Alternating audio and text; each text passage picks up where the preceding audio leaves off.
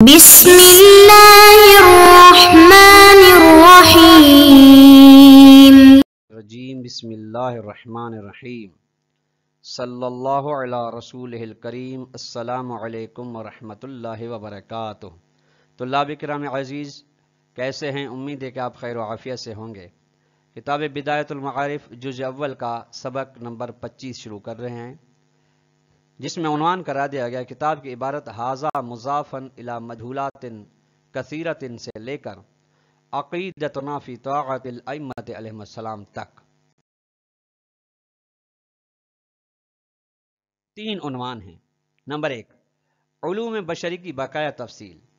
اس سے مراد یہ ہے طلاب کرام عزیز، گزشتہ درس میں جو علوم بشری اور ائمہ علیہم السلام کے علوم کے بارے میں گفتگو چل رہی تھی، اس کا بقایا حصہ، اسی کا ہی تسلسل ہے، اس کی بقایا تفصیل۔ نمبر 2، علوم الہی کسے کہتے ہیں اور کیسے ملتے ہیں؟ علوم الہی جس میں ائمہ علیہم السلام دوسرے لوگوں سے ممتاز ہیں، کیسے ان کو ملتے ہیں، کس طریقے سے ملتے ہیں؟ نمبر 3، علوم الہی میں مقدمات طے کرنے کی ضرورت نہیں پڑتی جو علوم بشری میں ہیں، مقدمات کے بغیر علوم حاصل نہیں ہوتے، علوم الہی میں مقدمات کی ضرورت نہیں پڑتی۔ آئیے دیکھتے ہیں۔ فرماتے ہیں ھذا مضافن الی مجہولات کثیرۃ یکون کشفها خارجا عن حیطۃ قدرت علم الانسان۔ یہ اس کے علاوہ ہے، اس کے علاوہ وہ مجہولات کثیرہ، بہت سارے مجہولات ہیں، یعنی جو گزشتہ بحث ہوئی یا گزشتہ عبارت کا حصہ تھا، اس کے علاوہ یہ ہے کہ بہت ساری مجہولات کو ظاہر کرنا باہر ہے انسان کی قدرت کے، علم انسان کی قدرت کے دائرے سے۔ یعنی بہت سارے مجہولات ایسے ہیں کہ علم انسان، علم بشری میں یہ طاقت، صلاحیت اور گنجائش نہیں ہے کہ ان مجہولات کثیرہ کو معلومات میں تبدیل کر سکے، بہت سارے ایسے ہیں۔ ولذا اسی وجہ سے اعترف الاعظم من العلماء بالقصور عن حل جمیع المجہولات، اسی لیے بڑے بڑے علماء نے اعتراف کیا ہے اپنی ناتوانی کا اس بات سے کہ تمام مجہولات کو حل کر سکیں، یعنی ہمیشہ یہ اعتراف کیا ہے کہ تمام مجہولات ہم سے حل نہیں ہو سکتے، ہم اس سے ناتواں ہیں، ہماری زندگی ناتواں، ہماری عقل کی رسائی ناتواں۔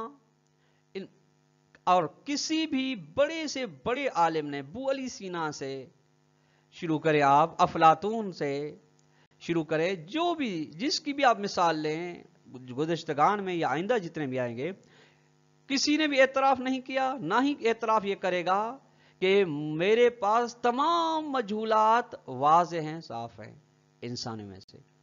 وَإِن ظَفَرُوا بِالْأُصُولِ وَالضَّوَابِطِ الْمُتَعَدِّدَةِ صَحِیحَةِ مِنَ الْمُقَدِّمَاتِ الْبَدِیعَةِ، اگرچہ یہ علماء پہنچے ہیں، کامیاب ہوئے ہیں اصول و قواعد متعددہ صحیحہ پر مقدمات بدیہہ کے ذریعے سے، جس طرح بات واضح ہے، یعنی انہیں بہت سے مجہولات ان کے لیے واضح ہوئے ہیں، ان کا علم حاصل ہوا ہے اصول و قواعد کے ذریعے سے، اور ان کے لیے انہوں نے جو مقدمات سہارا لیے ہیں وہ مقدمات بدیہہ ہے۔ جس طرح بات واضح ہے کہ ہر مجہول کو معلوم میں تبدیل کرنے کے لیے بدیہی کی ضرورت ہوتی ہے یا مقدمات بدیہہ کی ضرورت ہوتی ہے، مقدمات بدیہہ کے بغیر کوئی بھی مجہول معلوم میں تبدیل نہیں ہوگا۔ وَكَيْفَ كَانَ، جیسے بھی ہو، فَهَٰذِهِ هِيَ الْعُلُومُ الْاِقْتِصَابِيَّةُ، یہ علوم جن کی بات چل رہی تھی، یعنی انسان کے بارے میں جو علم ہے علماء جو حاصل کرتے ہیں، یہ علوم اقتصابی ہیں۔ طلاب کرام عزیز، علوم اقتصابی کی اصطلاح علوم لدنی کے مقابلے میں، علوم اعطائی کے مقابلے میں، علوم الہی کے مقابلے میں آتی ہے۔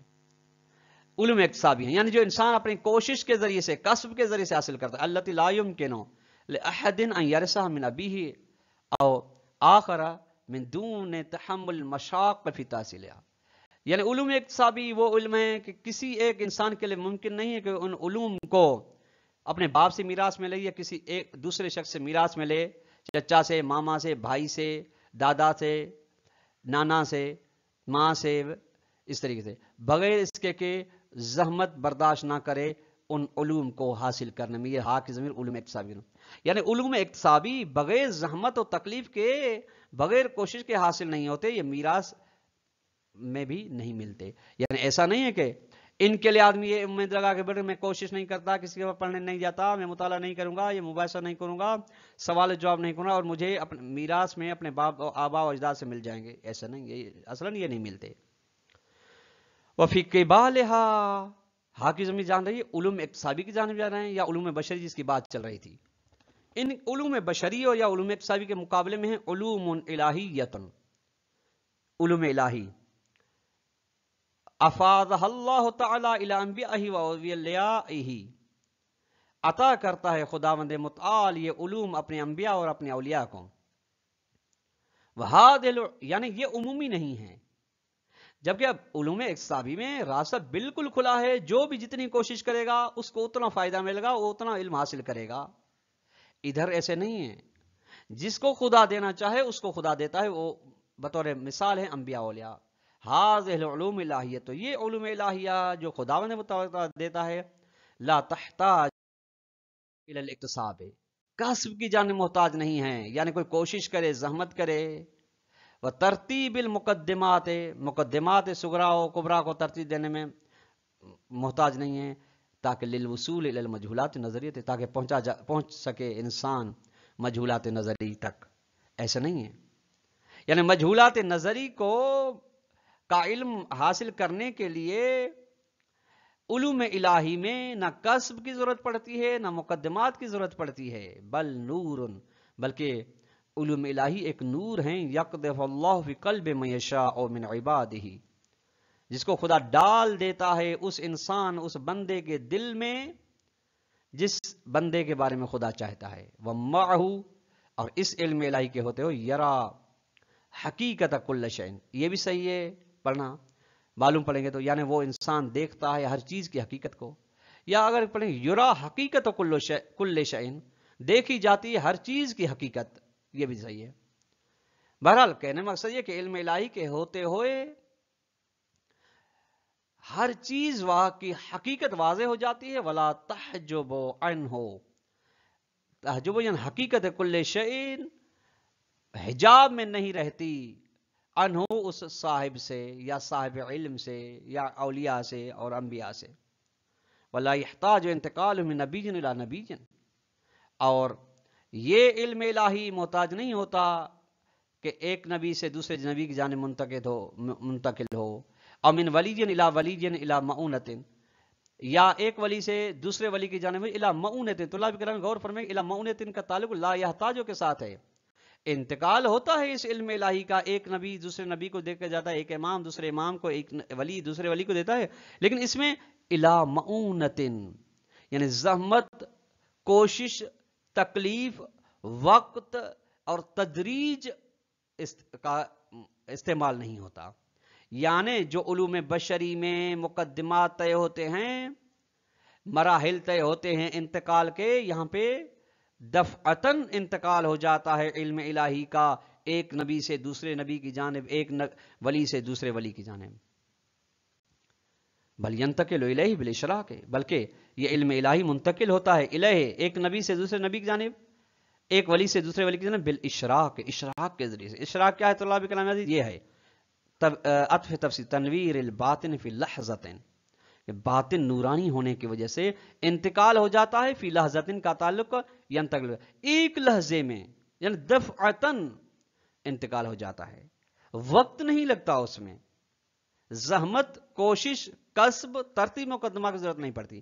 وَلِذَا صَارَ بَعْضُ الْأَنْبِيَاءِ أَوِ الْأَئِمَّةِ عَلَيْهِمُ السَّلَامُ نَبِيًّا وَإِمَامًا فِي حَالِ الثُّبُوتِ. اسی وجہ سے بعض انبیاء اور ائمہ علیہ السلام انبیاء نبی تھے، بعض ائمہ علیہ السلام امام تھے بچپنے کی حالت میں ہی، سباوت، نابلوغی کی حالت میں، نابالغی کی حالت میں ہی، سبی کی حالت میں بھی وہ نبی اور امام تھے. من دون حاجت الی مضی زمانے، بغیر اس کے کہ اس میں علم الہی حاصل کرنے کے لیے ان کو کوئی وقت کی، زمانے کی، عمر کی، اساتید کی، مکتب کی ضرورت پڑی ہو، کسی کی ضرورت نہیں پڑی. بچپن میں بھی ان کو علم بطور کامل مل جاتے ہیں، جس طریقے سے اگر جوانی میں وہ علم حاصل ہوتے ہیں. ثم ان العلوم الالہیت لا اختلاف فیہا، بس اس کے بعد علوم الہی جس کا بیان ہوا، ان میں کسی بھی قسم کا اختلاف نہیں ہے، بل کل واضح، سب کے سب علوم الہی واضح ہیں. ولا یکن فیہ اجلا اوضح، علوم الہی میں یہ زیادہ واضح ہے، یہ کم واضح ہے، یہ بات نہیں پائی جاتی. ولذا اسی وجہ سے لم یسمع من نبی ما تعارف بیننا من الاوضح والاظہر، اس طریقے سے کسی بھی نبی سے وہ بات نہیں سنی گئی جو ہمارے درمیان مشہور ہے کہ یہ زیادہ واضح ہے یا یہ زیادہ ظاہر ہے، اور ظاہر ہے یا ظاہر ہے یا زیادہ ظاہر ہے. فضلاً یہ جب نہیں سنا گیا تو جائے کہ ان لا ادری ولا علم، جب یہ نہیں سنا گیا کہ یہ زیادہ واضح لگتی ہے یہ کم واضح لگتی ہے، تو یہ بات سننا کہ کسی مقام پہ کسی نبی نے کہا کہ مجھے پتا نہیں، میں اس چیز کے بارے میں نہیں جانتا، چاہے وہ دنیاوی ہو یا اخروی ہو، انفرادی زندگی کے ساتھ تعلق والا سوال ہو یا مسئلہ ہو یا اجتماعی زندگی کے ساتھ تعلق رکھنے والا، کسی نبی سے یہ نہیں سنا گیا. چونکہ علوم الہی کا مالک ہیں، علوم الہی واضح ہیں، بالکل بطور کامل ہیں، ان میں کسی بھی قسم کا ابہام نہیں ہوتا. والعلوم الہیۃ کلھا حاضرۃ عندہم، سارے کے سارے علوم الہی موجود ہوتے ہیں ائمہ علیہ السلام کے پاس. ولذا اسی وجہ سے لم یقل احد منہم فی مقام الجواب عن مسئلۃ، اسی وجہ سے کسی بھی ایک نے منہم ائمہ علیہ السلام سے نہیں کہا، میں سے کسی ایک نے بھی یہ نہیں کہا جواب دینے کا مقام میں کسی مسئلے کے بارے میں، یہ نہیں کہا کہ المسئلۃ تحتاج الی المراجعۃ، کہ یہ مسئلہ جو آپ نے پوچھا ہے یہ محتاج ہے کہ اس کا کسی کتاب کو دیکھا جائے، کسی سے پوچھا جائے اور تأمل یا غور فکر کرنے کی ضرورت ہے، اس میں نہیں کہا. یا آپ تھوڑا سا ہمیں موقع دیں، ہم دیکھ کے آتے ہیں مصحف فاطمہ سے یا جعفر سے یا اس سے اور نحو ذالک، یا اس قسم کے کوئی بہانے مہلت وغیرہ انہوں نے نہیں بانے کی کسی امام نے بھی.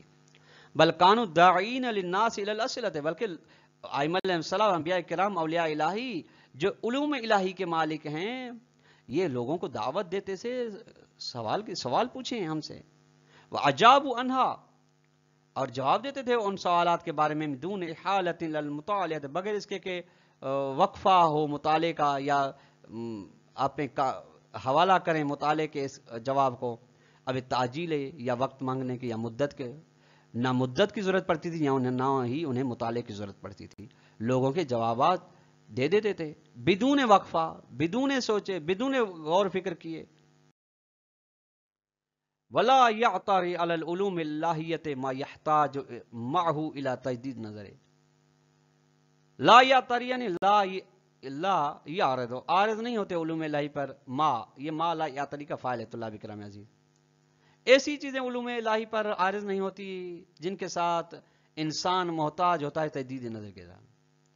یعنی دیکھیے طلاب کرام، تجدید نظر تب انسان کے لیے ہوتی ہے جب اس کے لیے حقائق بطور کامل واضح نہ ہوں، اور بطور کامل حقائق علوم بشری میں واضح نہیں ہوتے، لیکن علوم الہی میں بطور کامل حقائق واضح ہوتے ہیں. جب بطور کامل حقائق واضح ہیں تو وہاں تجدید نظر کی ضرورت نہیں پڑتی. فرماتے ہیں کہ علوم الہی میں عارض نہیں ہوتی ہے ایسی چیز جو جس کے ہوتے ہوئے ضرورت پڑتی ہے تجدید نظر کی، بلکہ علوم الہی علی ما ہی علیہا، اس حقیقت پر ہی ہوتے ہیں، اس بنا پر ہی ہوتے ہیں جس بنا پر وہ علوم ہیں. یعنی یہ اصطلاح ہے، یعنی ان میں کسی قسم کی تبدیلی نہیں آتی. من القوت والظہور ہے، یعنی اپنی قوت اور ظہور کے اوپر وہ قائم ہوتے ہیں. یعنی جس طریقے سے وہ اگر کوئی اللہ کا نبی، رسول، امام، ولی کسی علم کے بارے میں شروع سے بچپن سے بتاتا ہے، ایسا نہیں ہے کہ وہ اس کے جوانی میں اس کے بارے میں تجدید نظر کی ضرورت پڑے، یا جوانی میں بتاتا ہے تو بڑھاپے میں اس کے بارے میں تجدید نظر کرے، یا بڑھاپے میں پھر اس کے بارے میں پشیمانی کا اظہار کرے، ایسا نہیں ہوتا. نام تصیر و اجلا، ہاں یہ یعنی اس کی بھی نسبت نہیں ہوتے. تصیروں کی ضمیر جاریۃ اللہ کرام علوم الہی اجلا زیادہ واضح روشن ہو جاتے ہیں بمرور الازمنۃ والدہور للسامعین، سننے والوں کے لیے وقت گزرنے کے ساتھ اور زیادہ واضح ہو جاتے ہیں. یا جن کی جو باتیں سمجھ میں نہیں آتی علوم الہی میں سے وہ سمجھنا شروع کر دیتے ہیں وقت گزرنے کے ساتھ. لیکن خود جس کے پاس یہ علم الہی ہوتا ہے، جو خلیفہ الہی ہے، اس کے لیے بالکل واضح ہوتے ہیں. اگر ابہام وغیرہ ہوتا ہے یا عدم وضاحت وقت عارضی ہوتی ہے تو سامعین کے لیے ہوتی ہے، وہ بھی وقت گزرنے کے ساتھ وہ ابہام ختم ہو جاتا ہے. اب فرماتے ہیں ولا ینافی ذالک النسخ فی شرائع او شریعتنا. یہ بات یعنی علوم الہی میں جو تجدید نظر کی ضرورت نہیں پڑتی، یہ بات منافات نہیں رکھتی نسخ جو شرائع کے اندر ہوتی ہے اور شریعت نہیں، یا ہماری جو شریعت محمدی صلی اللہ علیہ وسلم میں نسخ ہوئی ہے. نسخ یعنی طلاب کرام عزیز یعنی ایک کسی بھی نسخ لغت میں ختم کرنے کو کہتے ہیں، اصطلاح میں یعنی کسی بھی حکم کو ختم کر دینا، اٹھا دینا، اس کو کہتے ہیں. کیوں ان دونوں میں آپ کہتے ہیں علوم الہی بالکل واضح ہوتے ہیں، صاف ہوتے ہیں، ان میں کسی قسم کا ابہام نہیں ہوتا، اپنی حالت پر قائم ہوتے ہیں قوت و ظہور پر. تو یہ نسخ ہو رہا ہے پھر کاہے کے لیے ہو رہا ہے؟ فرمایا لأن معنی النسخ لیس الا ارتفاع امد الحکم النافع. نسخ کا معنی بالکل یہ ہے کہ حکم نافع یعنی فائدہ مند حکم کی مدت ختم ہو گئی ہے بس. بحث اس طریقے سے کہ لا اعتبار بہی یعنی اب بہی یعنی حکم نافع کا کوئی اعتبار نہیں، بعد ارتفاع امدہی اس کے وقت ختم ہو جانے کے بعد کوئی اعتبار نہیں ابھی. یعنی اس کو شروع سے ہی وضع وقت معین کے لیے کیا گیا تھا، نہ کہ حکم الہی حکم شرعی کو جو بنا رہا ہے اس کو پتہ ہی نہ ہو کہ میں کب تک کے لیے بنا رہا ہوں اس کو. نہیں، اس نے مدت معینہ کے لیے ہی اس کو بنایا تھا، جب وہ مدت آ گئی تو اس کو ختم کر دیا. وَلَيْسَ فِيهِ مَا يَكْشِفُ عَنْ عَدَمِ صِحَّةِ الْحُكْمِ فِي وَقْتِهِ وَزَمَانِهِ. اور اس میں ایسی بات وہ چیز نہیں ہوتی جو ظاہر کرے کہ حکم صحیح نہیں ہے، حکم کا آنا صحیح نہیں ہے اس کے اپنے وقت میں اور اس نے وقت اور اس کے زمانے میں. بل کل منسوخ حکم صحیح متین فی زمانے، بلکہ ہر منسوخ یعنی جو حکم نسخ کیا جاتا ہے وہ حکم صحیح ہے، مضبوط ہے، بنے زمانے میں خدائی حکم ہے.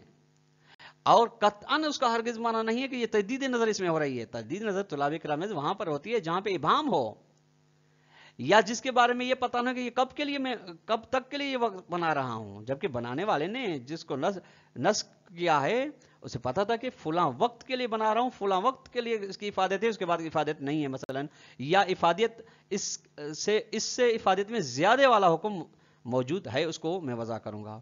ولذا اسی وجہ سے یصدق کل نبی ما نزل علی النبی الاخر، ہر نبی تصدیق کرتا ہے ہر اس چیز کی جو دوسرے نبی پر نازل ہوتی ہے. ولا یکذب، اس کی تکذیب یعنی بعد والا میں آنے والا نبی ما قبل نبی کا کی ہمیشہ تصدیق کرتا ہے ہر اس چیز کا جو اس پر نازل ہو. ایسا نہیں کہ وہ آ کر کہے کہ اس کی شریعت میں فلاں چیز صحیح نہیں تھی بس اب میری شریعت میں صحیح ہے. ایسا کبھی بھی نہیں آیا انبیاء علیہ السلام کی جو ذکر کی. یظہر ظاہر ہوتا ہے کہ ان العلوم الالہیۃ حیث لا تحتاج الی ترتیب المقدمات، علوم الہی جبکہ محتاج نہیں ہیں ترتیب مقدمات یعنی مقدمات منطقی ترتیب دینے کے محتاج نہیں ہیں، جن کے ذریعے سے علوم نظری بدیہی میں ہو جاتے ہیں، مجہول تصوری معلوم تصوری میں تبدیل ہو جاتے ہیں. العلوم الالہیۃ لا یکون فیہا الاختلاف، ان علوم الہی میں کسی قسم کا اختلاف نہیں ہے. ولذا لا یکون الانبیاء والائمۃ علیہم السلام مختلفین فی امر من الامور، اس یہی وجہ ہے کہ ائمہ علیہ السلام اور انبیاء علیہ السلام نے کبھی بھی کسی مسئلے میں آپس میں اختلاف نہیں کیا، چاہے وہ ایک وقت میں 2 3 4 امام 5 7 ہوں یا ایک وقت میں متعدد انبیاء موجود ہوں. چونکہ ان کے علم کا منبع ایک ہے، ماخذ ایک ہے، مرکز ایک ہے خدا، وہیں سے ان کو علم افاضہ ہو رہا ہے. اسی لیے انہوں نے کسی بھی مسئلے میں اور کسی بھی مسئلے میں اختلاف نہیں کیا. کیوں اختلاف نہیں کیا طلاب کرام؟ اس لیے اختلاف نہیں کیا کیونکہ وہ جو علم دینے والا ہے وہ سب کو برابر علم دے رہا ہے، سب کو جتنا بھی علم دے رہا ہے اس کے لیے واضح اشیاء بیان فرما رہا ہے. جب اس سب کے لیے واضح ہے، کسی کے لیے ابہام نہیں ہے، گتش نہیں ہے، احتمال نہیں ہے، شک نہیں ہے اس علم میں، تو پھر ان میں اختلاف کی گنجائش بھی نہیں رہتی. بل کلہم مخبرون عن الحقائق الواحدہ، بلکہ سب کے سب ایک ہی حقائق واحدہ کے بارے میں خبر دیتے ہیں. یعنی ایسا نہیں ہے کہ ایک نبی، ایک ولی، ایک امام کسی مسئلے کی حقیقت کو بتا کر گئے ہوں، بعد والے نے اس کے آگے مخالفت کی ہو، تردید کی ہو. وَإِنْ كَانَ كَلِمَاتٌ لِلنَّاسِ بِحَسْبِ اخْتِلَافِ اسْتِعْدَادِهِمْ وَتَفَاوُتِ ظُرُوفِهِمْ مُخْتَلِفَةٌ، اگرچہ ائمہ علیہم السلام انبیاء الہی کے کلمات، جملات، خطبات لوگوں کے لیے لوگوں کی استعداد اور ظرفیت کے لحاظ سے، ظرفیت فرق ہے، سب لوگ برابر نہیں، اسی لحاظ سے ان کے کلمات مختلف ہیں. یعنی انہوں نے جو افاضہ کروایا ہے لوگوں کو، ان لوگوں کی ظرفیت کو دیکھ کیا ہے، کسی کو کم دیا ہے، کسی کو زیادہ دیا ہے، لیکن خود ان کے حوالے سے ان کو خداوند تبارک تعالیٰ نے جو دیا ہے وہ بطور کامل دیا ہے اور فرق کے ساتھ نہیں دیا. طلاب کرام، یہاں تک آج کا ہمارا درس اختتام پہنچا، جس کا خلاصہ یہ ہو کہ ائمہ علیہ السلام وہ ذوات مقدسہ ہیں جن کو خداوند تبارک تعالیٰ علوم بشری کے ساتھ، جن کے ساتھ دوسرے بشر بھی ان کے ساتھ شریک ہیں، وہ بھی بطور کامل دیے ہیں.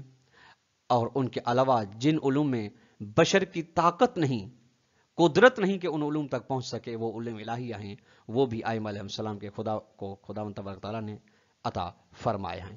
اور عطا فرمانے کے مختلف متعدد ذرائع ہیں، اور ان کے وجہ یہی ہے جب خدا سب کو علم دے رہا ہے تو انہوں نے ان مقام علم میں ایک دوسرے سے کبھی بھی اختلاف نہیں کیا. اگر اختلاف ہوا ہے تو ان کی امتوں میں اختلاف ہوا ہے، ان کے اندر اختلاف نہیں ہوا ہے. ان کی امتوں میں اختلاف، وہ اس کی وجہ یہ ہے کہ لوگ ہر ایک کی اپنی اپنی ظرفیت، اپنی اپنی استعداد ہوتی ہے، اپنی استعداد کے مطابق فہم دین، فہم مسائل کرتا ہے. اسی لیے ایک کی فہم دوسرے کی فہم سے جب مختلف ہو جاتی ہے تو قطعاً طبعاً اختلاف بھی شروع ہو جاتا ہے. والسلام علیکم ورحمۃ اللہ وبرکاتہ.